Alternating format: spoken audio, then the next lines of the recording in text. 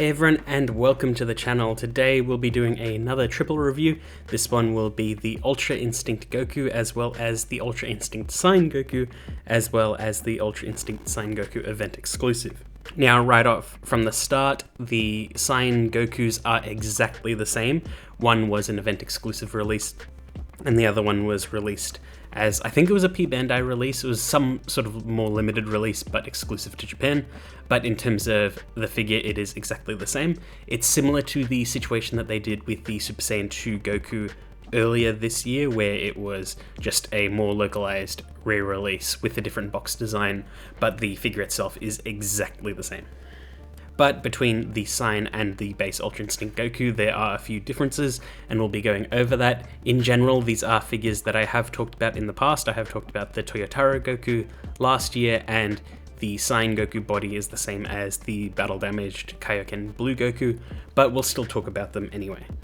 So, taken out of the box, here's what the Ultra Instinct Goku comes with, and at the time this was a pretty unique loadout. It's still a pretty good loadout. There's a reason why this one gets re-released more often than not.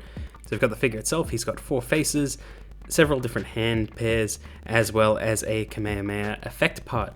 Now this is one of the older style effect parts, so it doesn't plug into the hands, but it does have some slight grooves for you to rest the effect in between his hands. It works okay, it's not the best, but at the time it was really cool, and it still serves the purpose perfectly fine.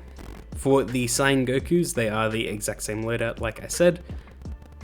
So we've got the figure itself, he's got 4 faces, several different paired hands, and that is it. I wish he did come with the Kamehameha effect as well. It would have been nice just to have that so you could sort of choose which Sign variant you wanted or which Ultra Instinct variant you wanted, mainly just to, imitate certain scenes, like him doing the cool close range Kamehameha against Kefla, and that would have been cool if he came with the effect part itself. Instead, you just, transplant effect parts from different figures if you want to achieve things like that, which is fine if you collect a lot of Dragon Ball figures, but if you only had one Ultra Instinct figure, you sort of have to make a choice. But in general, the loadouts are pretty good. Nothing too crazy by today's standards, but the Ultra Instinct Goku on release was pretty damn cool. Now here they are all lined up, with the Ultra Instinct in the middle and the Signs on either side. The event exclusive is on the far right, and the sort of more standard release is on the left. I didn't put them exactly side by side, but they are the exact same figure. There's no color differences. I've heard people say that there is a slight difference in the hair finish. I can't tell, but as far as I can tell, they are the exact same figure. So going forward in this review, I will only have one of the Sign Gokus up on display or talking about it, just because they are exactly the same. But in general, the aesthetics are really good.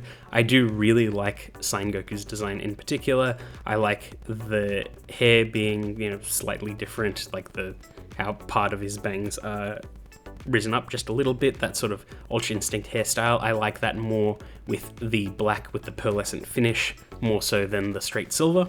I also like the battle damaged undershirt.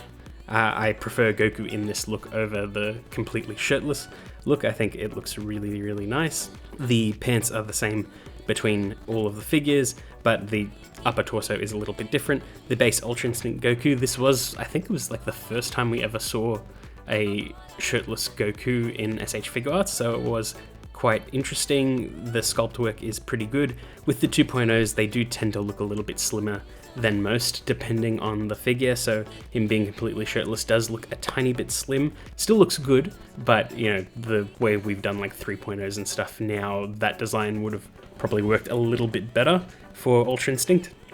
So I can imagine them doing a 3.0 UI Goku at some point. But at the time, it worked pretty well. I would have preferred them as well to put more detail in UI Goku's hair, but that was pretty much addressed when they did the Toyotaro figure, so, that was something that was, updated as more modern figures came out. But, again, for a product of the time, it was pretty good. I say that as if it was a long time ago. It wasn't really that long ago, 5-ish years ago, but still really good for the time, because it was while S.H.Figuarts was sort of working out the whole 2.0 thing and figuring out what baseline figures are.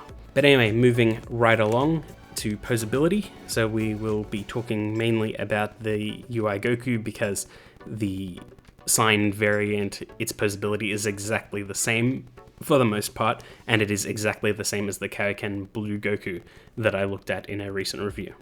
So he's got a ball joint in the head and neck, nothing too crazy, like range of motion is okay, arms can move all the way around, butterfly in, hinge out, there's an upper arm swivel, double bend at the elbow, and ball hinge at the wrist. There's a ball joint in the chest, which allows for some crunching. It can get a bit gappy depending on how you're posing it. You can move side to side okay. There is a waist swivel. You can do the splits that far. Kick forward and back that far. Bend at the knees, as well as a pivot at the ankle and hinge at the toes. It is the standard 2.0 Goku. You do need to work at it to get into some really dynamic poses. You can also modify the figure a little bit if you'd like, just to get extra range of motion. And like I said, the same is for Sign Goku, or at least mostly the same for Sign Goku. Nothing too crazy to talk about.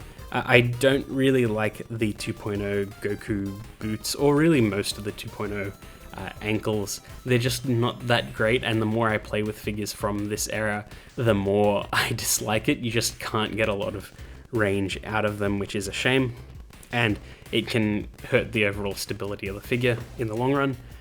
But, you know, they're okay enough. If you've got stands, it helps quite a bit. But if you're collecting all the Dragon Ball figures, you're going to need a lot of stands, because these figures do not like to come with stands, and Tamashii are a little bit annoying in that regard. Now for faces, it's a pretty good spread actually. So for the UI Goku, he's got a neutral face out of the box. He's got a serious looking to the side face. He's got a teeth clenched angry face, as well as a mouth open shouting face. These are, again, older designs, so the faces don't have that more modern detail that we've been getting lately, but they still look pretty good. Now, Sign Goku, he's got a neutral face as well. He's got an eyes closed focusing face, which I really like. He's got a teeth clenched angry face, as well as a shouting face. So similar-ish loadout, but the closed eyes is very much appreciated, because that was, you know, sort of the look that we got more often than not with Sign. And even then we didn't see Sign all that much, we didn't see UI all that much in general. But it is nice to have those options. And with those with the posability and those options, you can get these figures into some pretty good poses. I do find that the Sign figure looks best in static poses, as it just, you know, sort of aura farming in a sense, but looks really, really nice. And I do really, really like that hair finish, like I said. And the main Ultra Instinct Goku does also look good in static poses, but he does look best in action poses. And the Kamehameha effect part is still pretty good. Again, like I said, it is a little bit old at this point, but it's still a really, really good effect part. And I loved it when I bought the figure, you know, some years ago, and even when I sold the collection off, or almost sold all of the collection off, UI Goku was one that I did regret selling, because I did really, really like the versatility of his effect part.